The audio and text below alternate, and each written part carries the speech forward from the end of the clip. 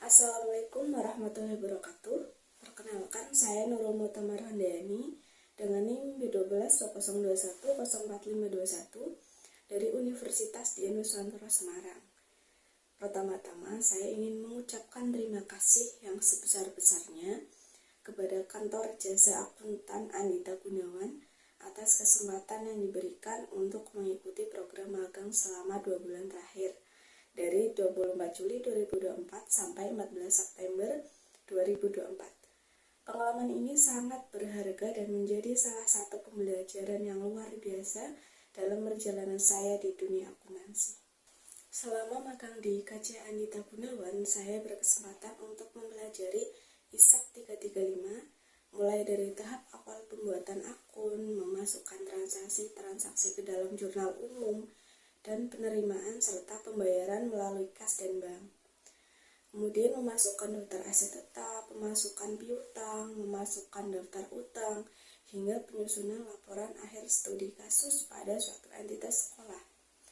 Proses ini tidak hanya menambah pemahaman saya mengenai ISAK 335, tetapi juga memperkuat keterampilan saya dalam mengelola laporan keuangan secara efektif dan profesional. ISAK 335 merupakan interpretasi standar akuntansi keuangan Seri 335 yang digunakan untuk penyajian laporan keuangan entitas non-laba. Yang mana entitas non-laba merupakan entitas yang bergerak dalam bidang pelayanan masyarakat atau sosial yang tidak bertujuan untuk mencari laba. Entitas non-laba ini biasanya didirikan oleh masyarakat atau dikelola oleh swasta. Sumber dana yang didapat oleh entitas non-laba biasanya berasal dari para donatur atau penyumbang yang tidak mengharapkan imbal balik atas dana yang diberikan. Entitas non-laba ini bisa berupa yayasan pendidikan, yayasan sosial, pondok pesantren, rumah ibadah, dan panti asuhan.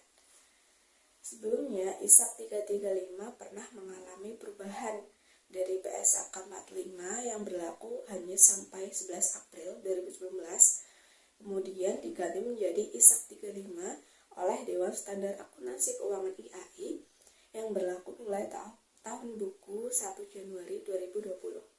Selanjutnya, pada tanggal 1 Januari 2024, ada perubahan penomoran ISAK 35 yang penomorannya diubah menjadi ISAK 335. ISAK 335 mempunyai 5 bentuk laporan keuangan, yaitu yang pertama laporan posisi keuangan, laporan penghasilan komprehensif, laporan perubahan aset neto, laporan arus kas, dan yang terakhir catatan atas laporan keuangan.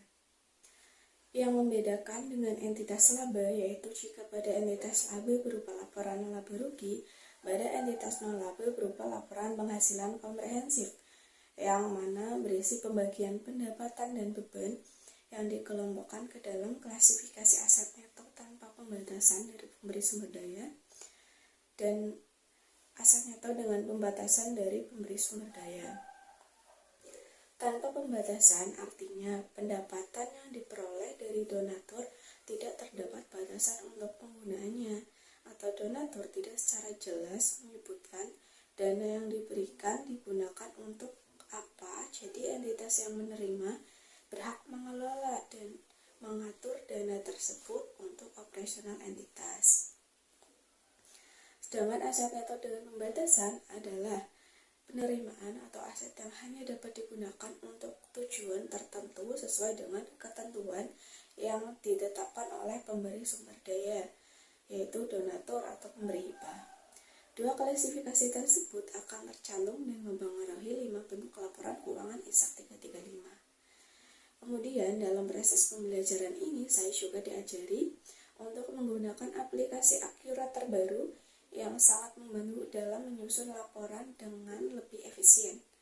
Aplikasi ini membuat pekerjaan menjadi lebih sistematis dan akurat, sehingga memudahkan dalam memahami dan menerapkan konsep-konsep yang telah dipelajari.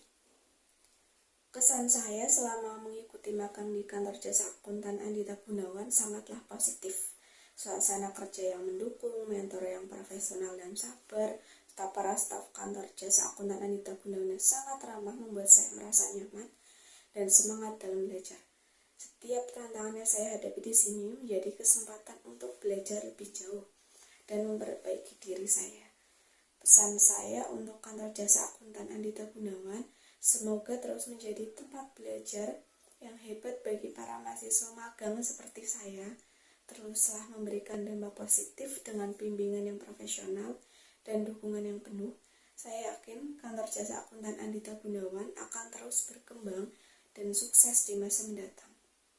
Sekali lagi, terima kasih banyak kepada kantor jasa akuntan Andita Gunawan atas kesempatan yang luar biasa ini.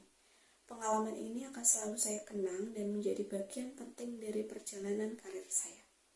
Semoga kita bisa bertemu lagi di kesempatan yang lain. Terima kasih. Wassalamualaikum warahmatullahi wabarakatuh.